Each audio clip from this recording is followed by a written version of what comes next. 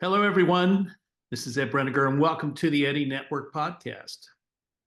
My guest today is Angela Cotelessa, and she is coming to us with a very amazing career in a variety of things. And I'm so excited to get to know you, Angela, and to hear all the things that you want us to talk about today. There's a whole list of stuff we've already touched on, but I'm really glad to know you and give us a little idea of who you are and the sort of things that you spend your time doing.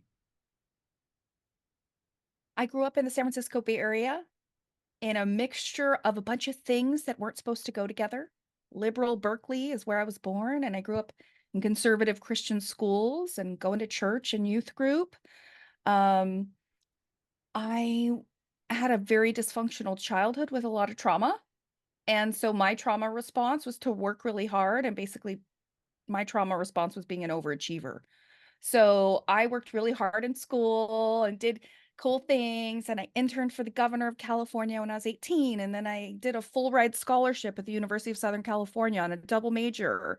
And then I got a master's at the University of Southern California and interned at the White House. And then got hired at the Executive Office of the President, which is where I started my federal career back in 2007. So I spent the first 6 years of my federal career working at the Office of the President as a non-political civil servant. President Bush and Obama were presidents at the time when I worked there. It was an amazing experience, but my passion was really around self-actualization, learning, leadership development. And it turns out there was a place in the federal government called the Center for Leadership Development. So I worked there for nearly a decade managing leadership development programs for learners from across the entire federal government.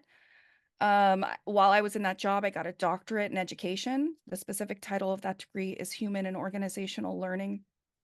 And I wrote my doctoral dissertation on polymathy, which is the opposite of being a narrow specialist. And for me, it's really a pathway to making yourself the best person that you can be through lifelong, life-wide learning, unlearning, relearning, just continual self-improvement, because we know that it's a way to be authentic, to be original, to feel like you're living your life the best you can, right? In a way that feels true to you.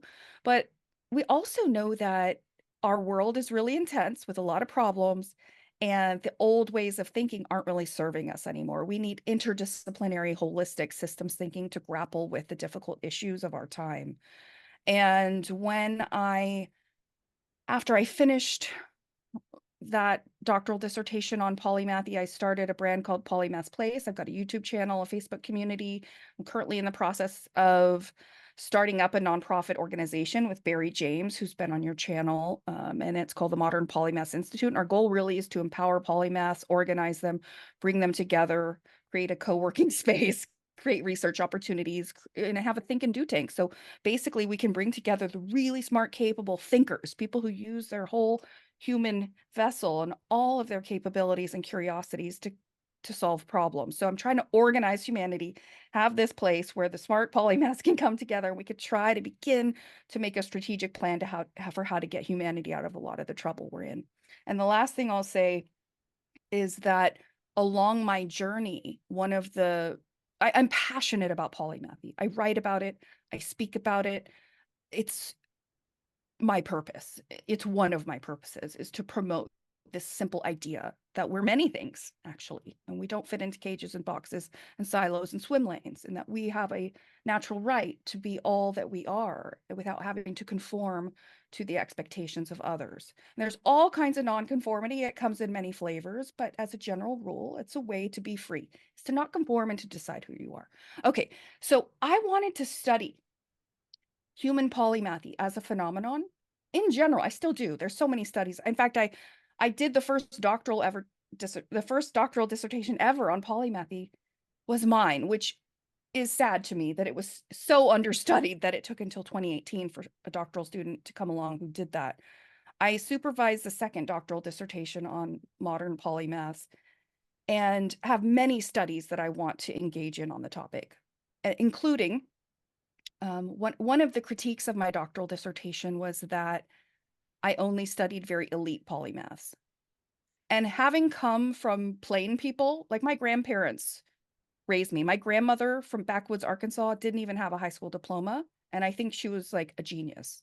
She's one of the most amazing people I ever, but she was not fancy. Uh, my grandfather who raised me, high school education, blue collar worker. My dad, truck driver, firefighter. My mom, refugee child immigrant on welfare in Section 8 much of her adult life, like a receptionist for her career. Like, I don't come from fancy people. And yet somehow I made it to the White House and to Dr. Lady, but I still have such a heart for real people. I have such respect and humanity for real people who aren't fancy or in power positions or wealthy or even sane or non-addicted. Like, I come from real flawed people, okay? And I have a real heart for how I can use my life for good. So I made this decision based on feedback I received during my doctoral dissertation defense that I had only studied highly elite people. And I want to study polymathy in general for my whole life. I'm trying to build a structure that will help that happen through the Modern Polymath Institute. I wanted to study non-elite polymaths and bring humanity to that flavor of it too, to that flavor of human capacity. That might be your mechanic who bakes bread and grows a garden and knows how to knit and sew and can figure out anything and self-reliant. Like, that's a flavor of polymathic expression as well. And I wanted to bring attention to everyday versions of it or non-elite versions of it. So I thought through, like, well, where's non-elite? And polymathy is associated with creativity and innovation. So I was like, well, where would you find creative, innovative solutions, but like not elite and like where people are really committed to learning and self-development? Like, where is that? And I went, oh, that's prison. That would be a great place to study human polymathy as a phenomenon in a non-elite setting because they have to be scrappy and creative all the time, in prison when you don't have many resources. I wasn't sure what to do, where to start, but I began my journey, okay? I began to try to find really capable polymathic people in America's prisons. And that took me down into a whole other world. I had gone to government thinking, I want to make the world a better place, and government's the way to do it. And I experienced my frustrations with the bureaucracy and the poor leadership and the administrative frustration. I experienced like that government wasn't all I thought it was going to be. And then I began looking at our criminal justice system in America. Okay. Our criminal justice system is harming many people. Our government is harming many people unnecessarily. I'm trying not to get emotional because, I worked in government, a different part of it, but I care that government use its power to help people, not hurt people unnecessarily. And what I learned through my studies of the prisons and the courts and law enforcement is that it's really corrupt and it's doing a lot of bad things to our people. America has a quarter. Like, if you took all the incarcerated people on the globe, we have 1/4 of them. And Right. we're only 5% of the global population. How do you explain that? Can I tell you how you explain that? I've uncovered something no one's talking about, and we really need to talk about it. All right. And that is that I discovered that it has been perfectly legal to wrongfully convict people in this country. That's what I discovered. Can I explain that, how Sure. I came to that conclusion? Yes. Yes. Please do. There's a legal philosophy called the natural and probable consequences doctrine. And what that doctrine said is, if you're in for an inch, you're in for a mile. If you participate in any crime with other people, say you stole something worth $100 and you were there, and one of the other people participating in the robbery kills a person. You didn't know what happened. Maybe you weren't even there. You didn't participate. You didn't do it. But you could be sent to prison for life and never get out. And taxpayers are going to spend millions of dollars doing that. And you didn't do it, but you'll still get that punishment for that murder because you agreed to participate in that $100 robbery. That is what is happening in our America. And our courts and our prisons go along with this, have gone along with an extremely immoral, unethical, wrong practice of punishing people excessively for things they didn't do. I It's think big business. I think that the most obvious question to ask is, why is it this way? Bad incentive structures and greed, lack of morals and ethics, a willingness to do bad things because it's in my interest. And if it harms other people, oh well, this system exists. And I take that as my justification and my permission to engage in unethical behaviors because the government tells me I should. I heard a judge once last year. I attend criminal justice conferences and I'm a content creator in that space. I'm writing a book. Like I have all this polymathy stuff I'm passionate about, but I just couldn't leave the criminal justice reform work undone. Someone's got to tell the truth about it. And having worked for presidents, a governor, having been in charge of training leaders from across the federal space, I think you could trust me, right? I'm a mom. I drive a minivan, right? I've never been arrested. I'm a trustworthy, moral, ethical, good woman. And I am here to tell America our government is victimizing us. And the reason they do it is because they make up their own rules and then every monkey see, monkey do. Like someone else does unethical things wearing their badge. I guess that's how we do it around here. That's the culture. Oh God, don't get me started on the correctional officers in prison. You cannot imagine the abuses they do behind those walls and bars, and no one knows and no one can go and look, and there's no oversight. Our government has become an entity that is oppressing and harming us. They're wrongfully convicting us, and they've told a story that that's okay to do. And it's obviously not in touch. It's not the natural, moral, ethical thing to punish someone for something someone else did. And we have more people in prison, like of the first world countries that exist, we have way more. And it's because there's jobs from it. There's pensions, there's paychecks, bonuses, contracts. People benefit from the business of human torture and enslavement and entrapment. And make no mistake, currently how imprisonment is done is absolutely an extension of slavery. It's mostly Black men. And of the women, it's mostly Black women. Why is that? Why is it that they're forced to work and paid cents an hour, but someone else makes the profit off of their labor? Why is it that they get trapped in a system based on things someone else did? Not all the time. There are people we need in prison. Like if they're if they're a sociopath and a psychopath and they're going to endanger the rest of us, we do need to keep ourselves safe. And that's what prison should be for.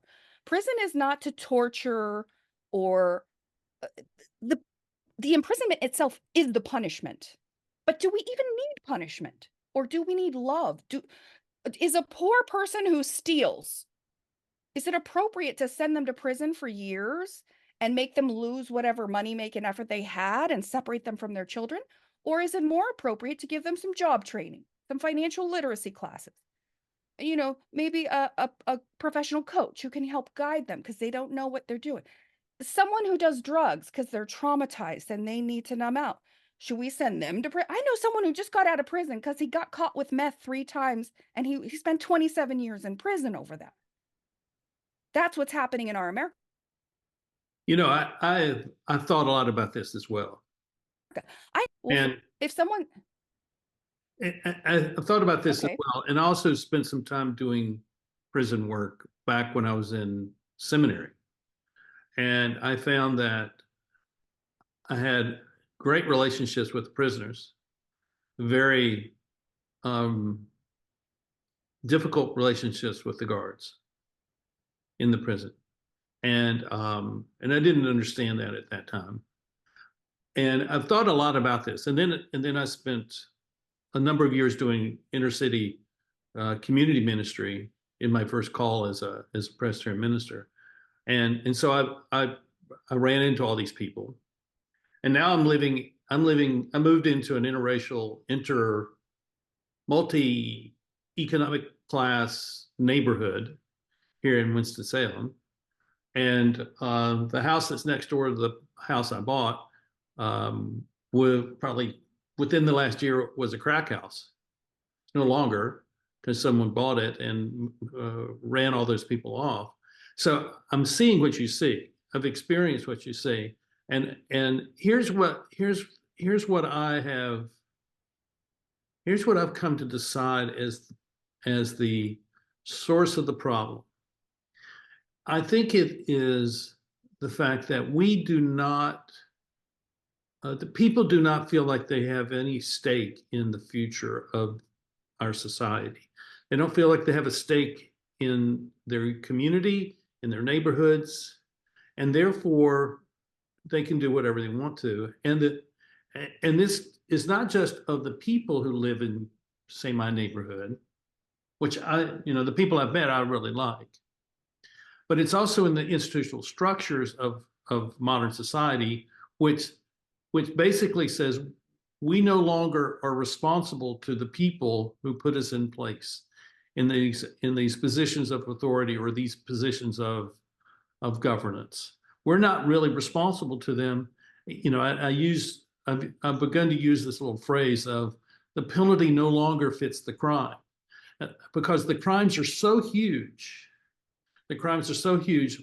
What kind of penalty? I mean, if your actions cause, let's say, 200,000 people to die, because whatever it may be, what is the penalty? What is the punishment that is worthy of that kind of crime against humanity? These are the kind of the questions I'm asking. And I don't think there is any level of punishment, even of death, which fits, that cancels out, let's say, the effect of genocidal death. Let's just use that as an example. I think it's also true that the modern world over time lost its connection to a pre-modern world where relationships and community were part of the way society functions, and how we interact with one another as people mattered, because I'm going to buy my food from the local farmer and from the local general merchandise store, and I'm going to go buy my nails and my hammers and my saw from the local hardware store, where all the economic activity would be contained within this neighborhood or this community. And so we were giving and taking, but that's no longer the case. There is this breaking of between the businesses and the customer. The businesses no longer have to care for their customer, and so I see this breakdown of society, which has caused the kinds of things that you're describing. And I don't think it's sustainable. And I think we're headed to a cliff, and the people who have benefited from all of this are going to be the first ones over the cliff, because they have set up the system to be what it is. Yeah, the truth is coming out, and people have chosen to engage in behaviors and activities they knew were unethical and immoral. To me, revenge is not necessary, just the truth. I agree with you. And to me, when humans mess up and they do some drugs that well, it's their body, but okay. If the government's going to tell you you can't do crack, oh, and you find them and they did, well, maybe you find out why are they on drugs? You learn that. You do some systems thinking, some critical analysis, some root cause analysis. You build some intelligent design into the government's ways of being. Right. But that's not what has happened. What has happened is the government has a law, says you can't do crack. And if you do, there's going to be a minimum prison sentence. And the system doesn't care why you did it. You're mitigating. Maybe they pretend to care. But if they really cared, they'd find out that the vast majority of drug addicts are on drugs because of trauma, maybe mental health issues. They're self-medicating, and what they need is help with those issues, not with what is being masked as the problem, Right. which is taking of the drug. You got to actually be intelligent, and that can allow us to be more humane and more effective in how we spend our resources addressing crime rather than just mass incarcerating and traumatizing and dehumanizing. It like the cost of that isn't even the dollars we send. And by the way, we spend more on prisons than we do in our schools in all 50 states. It costs 132,000 a year in California to incarcerate someone for 1 year. Like, it doesn't make sense, and especially in our economic conditions, to keep spending and losing that money when we could invest it at crime prevention. And what else was I going to say? I lost the thought, but I see you Well, nodding over there. well, here's also what I see, and I think I hope hopefully this makes sense in what you're describing, is that we have treated intelligence as a commodity, which is a technical function within the machine of society. And so intelligence is not who you are and what you know and what you can do. Intelligence is this data that we use to surveil people and to watch people and to control people. When the if we look at society in a different way, which is that it's really centered around the human being and centered around relationships, then intelligence is what we do with one another. It's how we share, how we communicate, how we learn to collaborate with one another. And I think this is this split that's coming that's coming further, is separating further and further apart, where the machine of society, which is the modern society, no longer functions for the people, and the people are having to decide, okay, what does that mean for us long term? How do we come together? How do we work together?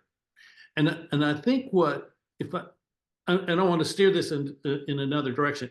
I think what you're doing with polymathy is really important, because what it is elevating is not the elite within the machine, right? But it's rather the the communal or collaborative or the shared intelligence that actually exists between people. And when we decide that we want to learn from one another, I mean, polymathy being many learnings, when we decide we want to learn from one another, it elevates our relationships and it elevates the opportunities that people who may have spent some time in prison would not have had, but now they do have that. And I've seen that. I mean, I have seen that in ways that um, uh, have have challenged me to continue to think in different ways than what is typically presented if you're a leadership person, and which is leadership is a role in the title within the structure of an organization. No, leadership is how we function as human beings in the world that exists outside our front door and within our own homes. We all do leadership, including, by the way, self-leadership, which I think might Right. might even be one of the most important kinds of leadership that exists and So, no one ever so talks I want about. to ask this question of you. So I want you to see, I want you to provide us a way of thinking about polymathy so that it's not simply a label that people acquire for themselves. Oh, I'm a polymath, and there's some kind of pride that comes with that. I want you to describe this to us, because if we were to develop the natural polymathy of human beings, then we would see them expanding their reach and expanding the ways that they are able to contribute to making a better world. That's where I'm going with this. Yeah. Well, let me put this in context a little bit too. So, I don't know, 150, 200 years ago, Victorian era, and then leading into like the Ford's assembly line time frame, humans decided there's just world's getting complex. And so what we need to do is specialize. You pick your thing, we'll all pick a thing, and then we'll work together and we each do our part. And that's been the narrative we lived under for a long time. And in my view, that worked for then, but it does not work in the complicated world we're in now. Like maybe Right. we need some specialists still, deep specialists. Like if you're going to do brain surgery on someone, you better be a deep specialist, right? Yeah. But there are many types of roles and functions in our world where putting blinders on only limits you. It's literally a form of de-skilling, unskilling. It's Yeah. making yourself stupid in a lot of things so you can be really smart at one. Right. And it's actually not natural. Like the Right. natural human tendency, if you look at children, for example, you find they're very curious. They want to learn broadly. Yeah, they have preferences and maybe they like math more, maybe they like art more, there's certain preferences, but we all have this whole creature that's multifaceted, and we don't just want to be one thing for a whole lifetime. We oversimplified our identities. And the fact is, so let me sort of tell you about what being a polymath in the modern context is like, because that's what my doctoral dissertation is about. What is the lived experience of these Great. modern polymaths? Oh, it's hard. It's hard, especially in the age of specialization where people don't appreciate you and will discriminate against you professionally if you're not narrow enough and committed enough. Now, curiosity is a hallmark. Openness to experience is a hallmark. Yeah. The pursuit of self-actualization is a common trait you find amongst these people. These are nonconformers. These are people who are willing to pave their own way. Even they're willing to not fit in. They're willing to have complex identities. These are people who are usually not usually, I shouldn't say usually, it's common for these kinds of people to become entrepreneurs.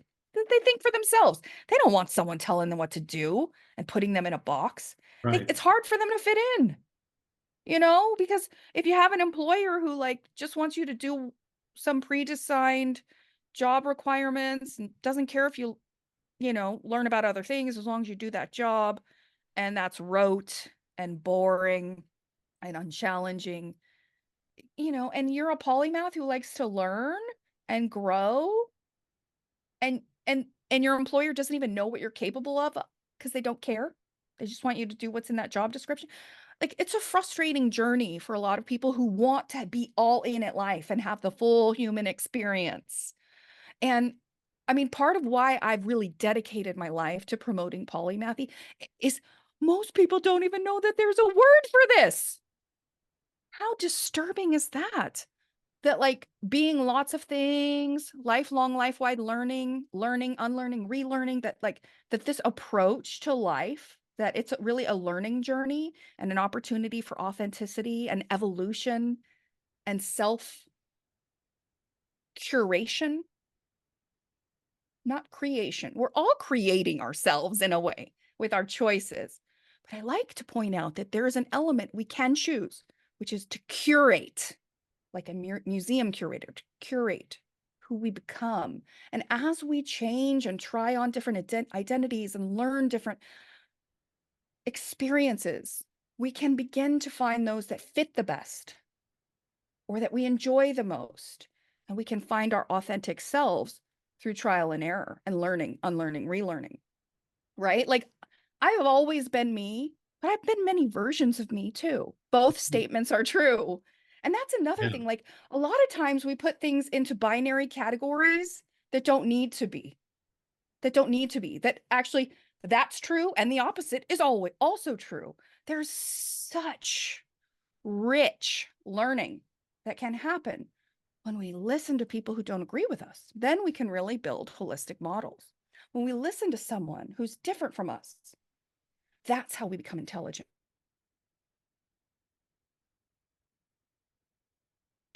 We need to understand the issues we're grappling with from as many different perspectives as possible.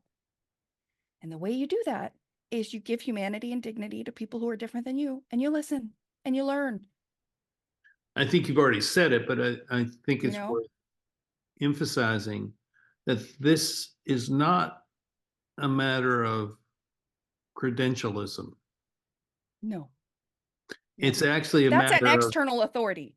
yeah, this is about how you choose to live and be interested in the world that you live in. You know, My favorite kind of polymath, there's polymathy, as you might expect, comes in many different flavors and forms and expressions because we're each on our own individual journeys to polymathy if we allow that. And so there's no one way to become a modern polymath, but my personal favorite flavor of it is when it's mixed with a really good heart, with some morals, some ethics, a sense of responsibility to fix problems. And by the way, polymaths love to untangle a problem. They love to like that mental exercise of like, ooh, let me figure this out. If they know how to do something, it's not very stimulating. It's more interesting to work on something that has no solution yet. That's what polymaths love to do. Um, and the fact of the matter is, like, our world isn't working very well. Like, the governments of the world are failing us, sometimes even victimizing us. Big business exists for their benefit and their profit. We're commoditized, propagandized, brainwashed, manipulated. We need to reclaim our own humanity. And I think we need to do that through a good brain and a good heart. Yeah, I'd agree with you. I totally agree with you. And and that's a is a beautiful thing because it means that we have to engage with the world, and not just engage with a book or or the written language, even though that's very important. But we have to engage with people. We have to get out, take a walk around the block, go hike a mountain, go to the beach, uh, drive across the country. We can do things and do it in a quiet way where in the quiet we're absorbing new things that we didn't know existed. I did And the I did a trip cross country last year. I did two trips cross country last year. mm, And on one of them, I just decided to, I was going from St. Louis to Wyoming. And I decided I wasn't going to drive through Kansas City. So I drove north out of St. Louis and drove across, went up to Mark Twain's hometown up there. I forget what it's, but which is close to the border of Iowa and Missouri. And I drove directly across, and I knew there was a highway that I could pick up and take me up and get me across over towards Nebraska. Well, I made a wrong turn. And I went on this road that was like this for 25 or 30 miles.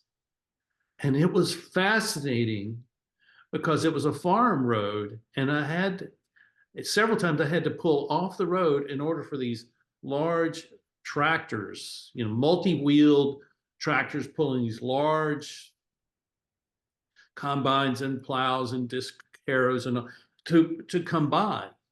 And I thought, this is just really fascinating. And if I just stayed on the interstate and took a right turn in Kansas City and went up to Nebraska, I would have missed this. But mhm, it was really a treat. And mhm, I think that sense of exploration and openness and mhm. curiosity, Yeah. I think is a really an important facet of this. And I know this has been a part of the conversations you had with other people that you've had on your podcast. But this idea of exploration, I think, is a really key one. And I'd like to hear you talk a little bit about how you see, in a practical sense, how average people like us, can take on the kind of the role of explorer for our lives. Yeah. Follow your curiosities. Like, I think it's natural. Like if you just sort of tune in to your heart and your mind, I think you can figure out what you like, what you want to learn about, like dream. God, you know what I spent yesterday doing? I've done this a few times in my life. I spent about 3 hours yesterday making a vision board and thinking about like, who do I want to be? What do I want to explore? What do I want to try? What do I want my impact to be? Where do I want to travel? What sort of experiences do I want to have? Like by engaging in some self leadership, which is what that is, by engaging in some questioning and some reflection, you can identify some goals, right? And then once you've got some goals, then you're off to the races. Then you can just get started Is on the there, work and make it is there happen. anything you want to share with us? What you gained, what you learned there? About my own goals or about Well, your vision board, on your vision board, my, your what did I sense of, learn from my, okay, well, here's a weird thing I'll mention to you. I did a vision board about 3 years ago. It was the first one I did. And gosh darn it, so much of it came true. And really, I've always been pretty good. Like I was always goal oriented and I'd make lists. Like I was 12 when I was like, I will be a White House intern someday. And sure enough, when I was in my master's program, I applied. And sure enough, I made it happen. And I had no connections. Came from blue collar people, like, so there's real power in intention. In the beginning was the Word, and the Word was God. And we need to be careful, right? We need to be careful with our intentions and our thoughts and our ideas and our words that we put out into the universe. But I think it's a critical exercise. Like if you want to have a life that feels fulfilling and authentic, if you want it when you're old and on your deathbed and you look back on how your life went, you want to be in a place where you don't feel regret, yeah. right? You don't want to leave things undone. Mhm. It's almost worse to leave things undone than to try something and it failed. Like there may be some regret over things that didn't work out, but we can also learn from those experiences and enjoy them while they last. Like there's certain things in life where they might not last forever, but it was still worth it, right? Mhm. Um, but I really think that we make our, we can choose. We can choose free will. This is an interesting discussion for someone who worked in the church, actually, the discussion on free will, because I know that's big in Christianity, the discussion of free will. Yeah. And I personally, given everything I've learned, I studied media, I studied psychology, I studied education, I've experienced government and big institutions, and I've looked at the failings of like I've looked broadly, and I've traveled to about a quarter of the world as well. I've been to nearly 50 countries on 6 continents. I've really tried to understand the human experience. And when you look broadly, you realize that we're heavily programmed from the outside. Like our education, our families, our culture, the TV, the internet, like what we get from the outside shapes us. And a lot of that is just by chance. Like I happen to have been born in 1981 in California, female and white presenting, like that happened to be the chance life gave me. Who knows if I chose it as a spiritual being? Maybe I did. But the fact of my opinion is that there are many ways where we don't have free will. It's obvious. Like you didn't choose to be born. Well, maybe you did. We don't know. But there's lots of things that happen in our lives that we didn't pick. And yet, I still know from my own experiences that through the power of intention, of choice, of making a decision, of working your butt off, you can create who you become. And we can create who we are and how we function. But you got to start with telling the truth. What am I happy with? What am I not happy with? Yeah. What do I want to experience? What's not working well? That's an important one. And why is it not working well? How can I learn from what has not worked well? How can I learn from it so I can create something that does work better? There's power in asking questions, in learning from our lives, in making modifications, in evolving. I think a lot of what goes wrong in our society is that people think their identity is fixed. They think they're powerless. They think they're stuck. This is the life I've been given. And if they just took a moment, they'd realize, well, they might be heavily influenced from the outside, but we do have some element of our personhood where we can shape who we become. I agree with you. But the problem I have with free will is not free will. My problem is that it's an abstraction, Yeah, it not is. reality.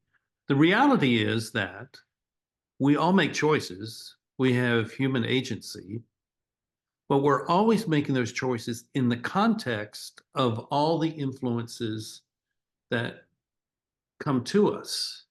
Mm, Their yeah. relationships, their society, there's the weather. I mean, all these things create a context from which we have to make decisions. And it to me, it's very interesting because I don't think that we want to see ourselves in relationship to reality. We want to think of ourselves as these thinking beings who are our individuation is a product of our mind. And so whatever I say I am is who I am. But in reality, Hmm.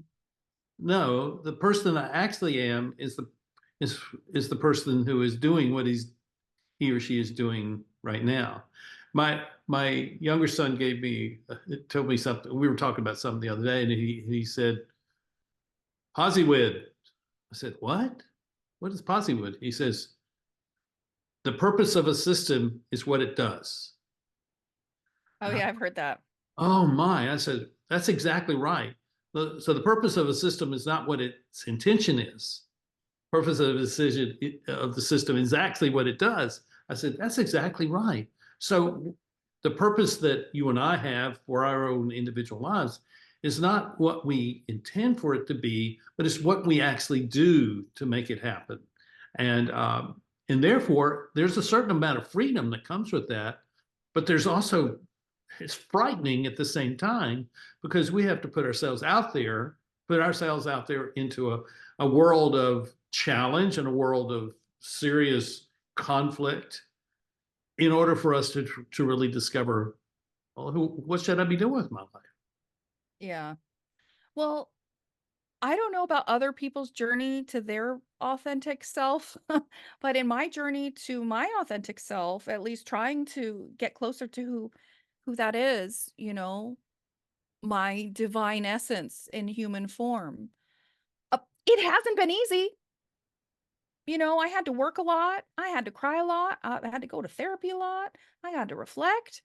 I mean, to live your life like you mean it, like you're in it. You regret Uh, any of ta that? No, no, I don't regret a damn honestly, like, maybe there's little things where I'm like, "Oh, I wish I wouldn't have said that," or, like, minor things, but for the These big most part, things. when These big things. the big things, I don't regret my journey at all, like, I just feel so grateful even for I mean, especially for the things that were hard. Because in the moment, when you're in hard stuff, it always feels like the sky is falling and, "Oh, no." And then once you process it, you grieve it, you learn from it, it becomes the best gift ever. We Isn't learn it? the most from our Yeah. difficulties, don't we?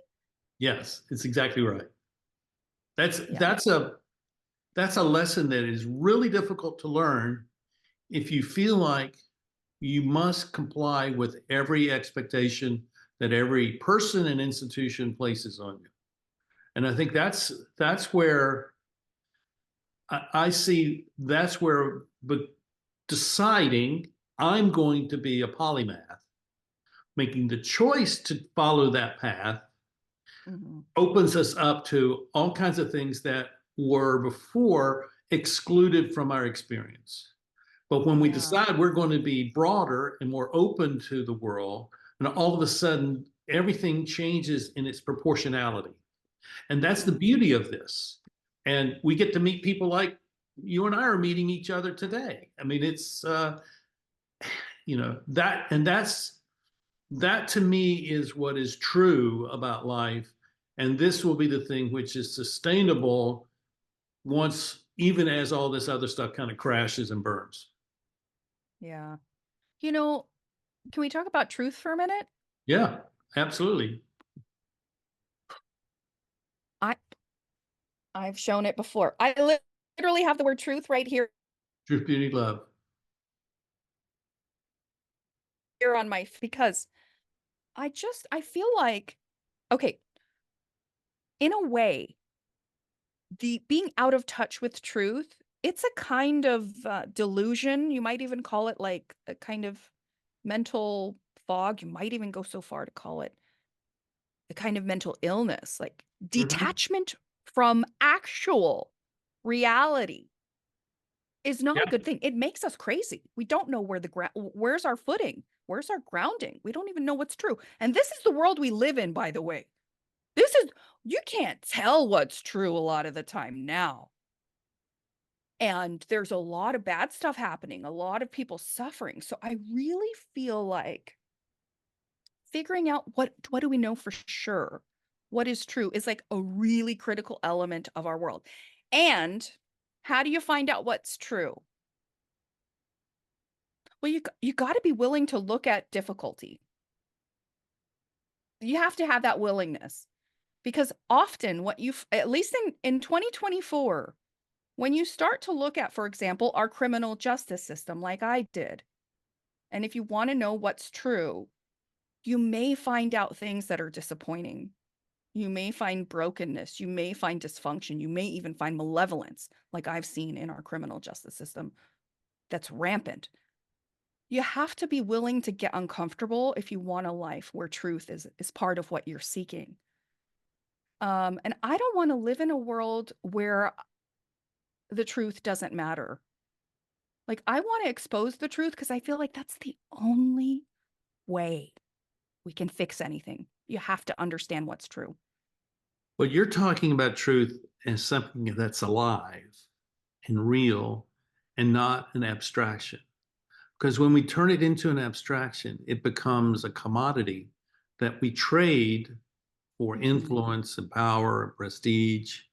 I hold the truth. I know what is true. And Mhm. I own it. I possess this truth. And that to me is one of the failures of the modern world where it has separated the mind from real life. And that's what Mhm. we're dealing with, I think, to a large measure, as long as I have the correct idea, then I'm okay. But if you have the wrong idea, the untruth idea, I mean, this is where all this debate over disinformation and misinformation and malinformation, this is where it all kind of resides. It's all about abstractions. This is not about how we live. This is about whether you are supportive of a certain intellectual concept about what is true. And I don't think that is very liberating. I don't think it's very happy, brings us great happiness. It certainly doesn't provide us a ground for building relationships that are collaborative and caring and Yeah. mutually beneficial in our communities. So I think there's two levels of analysis, I guess you could say, Mm-hmm. to look at, or maybe even three.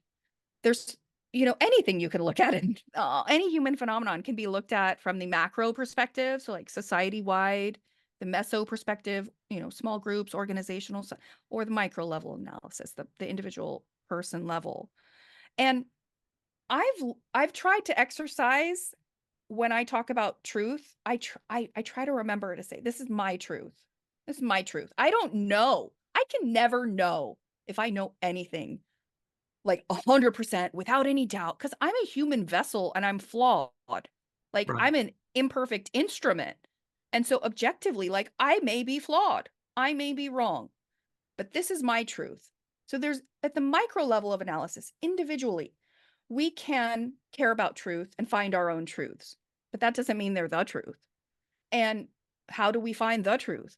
Well, I think it's through what you were talking about, through collaborative understanding. Like, it's almost like we're a neural like network with nodes, and like almost like the earth is like a brain, and the internet and AI and all these people on the internet talking to one another and all social media. It's sort of like we're beginning to listen to each other a little bit more, Mm-hmm. beginning to share our different versions of the truth. And through conversation and exchange and respect and dignity, if you can find a corner of the internet where that's happening, Right here. there are opportunity. Yeah, exactly. Exactly. This is one of them. Yeah. Then we can begin to compare notes, make sense, tell a story about it. We're creatures of narrative. We make Mm-hmm. sense of things through stories, and our stories are going to come much more well informed when we take the time to understand someone else's perspective and build our versions of truth around collective experiences and not just our own. I totally agree with you. And I see this happening. and it's not just my bias looking for confirmation. I'm not looking at confirmation bias here. I'm very sensitive to how my own judgment operates. What I see is Mhm. that there is increasing numbers of people who want to have conversation. And when I created the Eddie Network podcast, I just wanted to talk with people, and I wanted to give people the um, an easy way not to say no to coming on. But what emerged from that was people saying, I just really like the unscripted character of this. I mean, Mm, our conversations have really been totally unscripted today. I mean, you and I have just met, but I would yay. say the dynamism that has existed between us today is at a very high level, and I'm greatly appreciative of you for who you are and what you have brought to this conversation, and and I thank you for that because it's really made my day. This has really been special, and and we're coming to the end. So this is what I want you to tell us, because I would love for people to have the opportunity to get to know you in a way that would benefit them, but also benefit you. So tell us how people can interact with you or work with you or find some way to connect with you in a meaningful way that allows these things that we've talked about to become a reality for both of you. Yes. Well, I'm on social media. If you go to YouTube and look up Polymath's Place, you'll find a channel there with, I don't know, over 80 videos, I think now. A lot of them long form, and a lot about polymathy, right? You can go to the Facebook community, Polymath's Place. You can go to Dr. Angela Meyers. I'm in the process of going from Cotelessa to Myers, but Dr.